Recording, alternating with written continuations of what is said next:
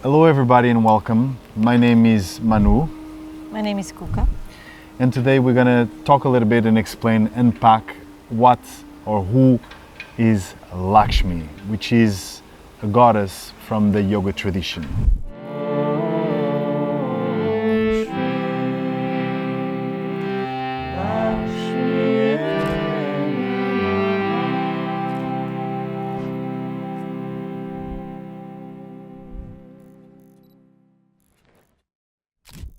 I think we have to start by demystifying something that's very important, which is that in the yoga tradition, a god is something that you have within yourself. So it's not something outside of you, it's something within yourself. So for example, if I say that I have the capacity to stay poised and elegant through a very difficult time of my life, I can call that Durga.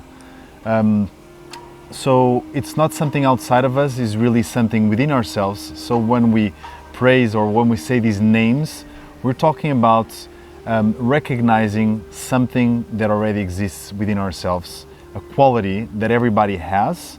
Some people have more of Lakshmi, some people have less of Lakshmi naturally, but we can all cultivate Lakshmi energy. Well, in a certain way, I'm very curious to see what Cuca has to say about Lakshmi before we unpack it further, because she loves the goddess Lakshmi, and in a certain way she taught me a little bit this Lakshmi energy that she's going to speak about it. And in a certain way, I think I'd love to hear what is Lakshmi to you? What do you know about Lakshmi? For me, Lakshmi is one of my favorite goddess because she's very feminine and represents the dreams of the little girl with the beautiful dresses and all the abundance, but not the material abundance, of course, because she has all the coins with the gold around her, but I think she represents the gold of your heart, of spirituality. That is all the abundance and prosperity of true happiness and true love and true beauty of a woman, and the power of that beauty that is not just superficial, but Lakshmi for me represents the beauty of kindness, and that comes from the inside. And of course she's always very beautiful, with the beautiful dress and the beautiful face and the beautiful hair, but this is a representation for me of the dreams of a girl that one day wants to be a queen, that will discover the queen and the power inside herself. Lakshmi for me represents the mother too, because is this representation of feminine for me, of all the women, of all the best inside you. So what is the true meaning of Lakshmi?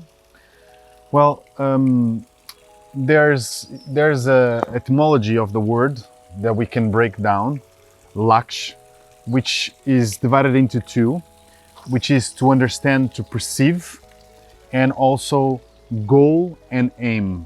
In other words, when you understand the goal, where you're going, you can receive a lot more the attributes of Lakshmi. So for that, we need to understand what does Lakshmi represent. So you already talked a little bit about it, but it represents most of all abundance, its majesty, its brilliance, its prosperity. It's our capacity to look inside of ourselves and see beauty, like you're saying. It's our capacity to understand that the whole universe and all the possibilities of the universe are within ourselves already. And it's a gateway for everybody to feel very beautiful. But the beauty you're talking about, it's not the external beauty or the social kind of idea of what beauty is. Mm-hmm. Is much more the intrinsic beauty that is inside of everyone. So The word Lakshmi means that when you understand the goal of life, you connect to this inner beauty and treasure. So why does Lakshmi has 4 arms, and what's the meaning of the things that she's holding? That's a really good question, and it's important because the whole figure of Lakshmi, it's all symbolism. She has 4 arms. In 2 of the arms, she has a lotus flower. In other 2 arms, she has either a mudra, actually 2 mudras, or sometimes in one of the mudras also coins come out of her hands, and she even has more stuff. But let's start with the arms. So the 4 arms, they represent 4 things in life, the 4 purposes of life: dharma, artha, kama, and moksha, which is dharma, our life purpose, artha, our health or wealth, wealth being rich, being the inner richness.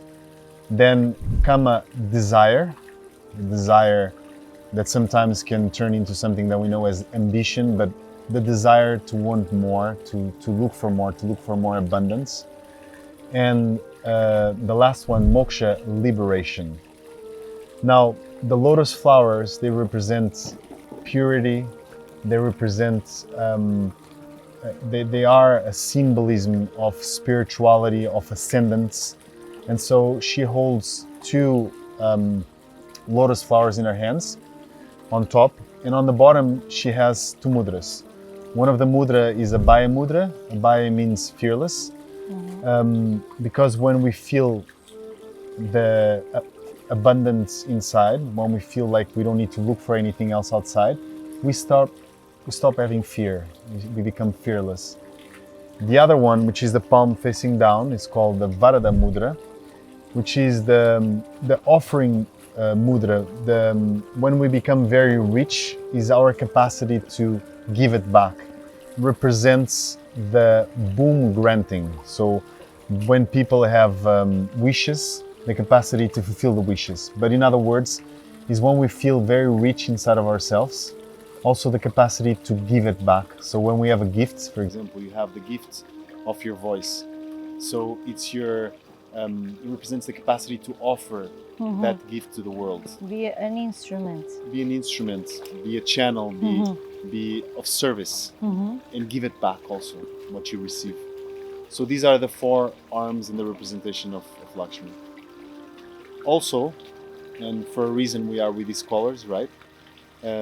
Lakshmi has 2 colors by default, which is red, sometimes pink, and yellow golden. And she's usually in the lotus flower, surrounded by coins, as you said before. And a very interesting thing that usually happens with Lakshmi representation, she has elephants that throw water in the air, and the elephants represent the blessings of life, the blessings of starting something that will be successful. You see, it's like the Ganesha energies. It's starting an endeavor that will be abundant and successful. And the lotus, it's a little bit like a phoenix, no? Because normally it comes from the darkness, a lama, no? Yeah, the mud. The mud, and then it appears an amazing flower. So the meaning is a little bit like something that's come from darkness and go to the sun. The light, yes. To the light. Yeah. I think it's also talking about it's that, and talking about the alchemy of life, that sometimes we might be feeling down, not beautiful, and through this inner recognition, through our deepest darknesses, we can turn something that is obscure into something very beautiful, like the lotus flower. And this darkness can represent our essence. Yes, our essence, for sure. So I think that's a really good point. When we come into adversities in life, most of the times we get in contact with our true nature. It's hard to hide who we really are when we're scared. And that's also when we find the riches of Lakshmi. It's when we find ourselves. Yeah. I like that. I think there's something that's very important to know about Lakshmi, because if we are to go into the essence of Lakshmi, there's a word in Sanskrit that's very important, which is Shri, which is exactly what you talked about, which is interesting.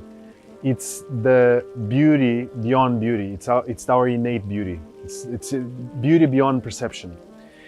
And that's why why we sing in mantra the Shrim. Shrim. Exactly, because that's the root. And we should talk about the mantra as well, but just very fast is that a lot of times Lakshmi is known as the consort, the husband of Vishnu. Nevertheless, there's another goddesses that is called Shri, or has this connection. For example, Lalita in the tantric philosophy, that is the consort of Shiva. And so what I'm trying to say is that Lakshmi appears in different lineages, in slightly different ways. For example, there's Buddhist Lakshmi, there's Tantric Lakshmi, there's even the essence of Lakshmi, which is Shri, which is Lalita, that's more connected with Shiva. So sometimes when we see figures that are very similar to Lakshmi, but with Shiva, that is actually in essence Lalita. But the root Lalita word is another goddess, or it's a tantric goddess. but it represents the same meaning of Lakshmi. Yes. Okay. Sometimes they're called by the same name, which is Shri. Either to the one that's married to Vishnu, to the one that's married to Shiva. Shri is the same essence. Lakshmi, as many other gods, they also have a bija mantra, a mantra that represents them. Maybe before I explain the mantra, I think it's very important for people to feel a transmission. And I think singing is the best way to receive these mantras. So maybe I could ask you just to sing once the mantra so people could receive the mantra before I explain what the mantra means. Om Shri Mahalakshmi Namah. So this is basically the sonic representation of Lakshmi, because all the gods, they have sonic representation, they have a murti, meaning the figure, which I explained before, and so they have sonic, they have the murti, and sometimes they have even a yantra or a mandala. But coming back to the mantra, Om is the universal sun of creation. So in other words, it's what's called the Vedic bija mantra. It's a way to start every mantra, because when we sing the Om, we open ourselves to all the possibilities. So we invoke the whole universe. We're not just invoking one energy of the universe. Then we get more specific. We go Shrim. Shrim is the bija mantra of Lakshmi, and it doesn't have a translation, because it's really that sound that came through the divine energy into the mind of people that are practicing yoga, and they all agreed that this sound represented Lakshmi. Shrim Maha, Maha means great. Lakshmi Ye. Whenever you, in the end of a word, you put A, I, it means the universal quality of Lakshmi. So if Lakshmi represents abundance, when we say Lakshmi Ye, it represents the universal abundance, the innate quality of abundance everywhere, in nature, in yourself, in your clothing, everywhere. Namaha, I recognize. So yes to the whole universe. I open myself to the whole universe, and to the great goddess of abundance, I recognize her within myself. Since you love Lakshmi so much, and I think this is important for people to hear in your personal kind of perspective, when do you invoke Lakshmi in your life? When do you need this energy? When do you utilize this energy?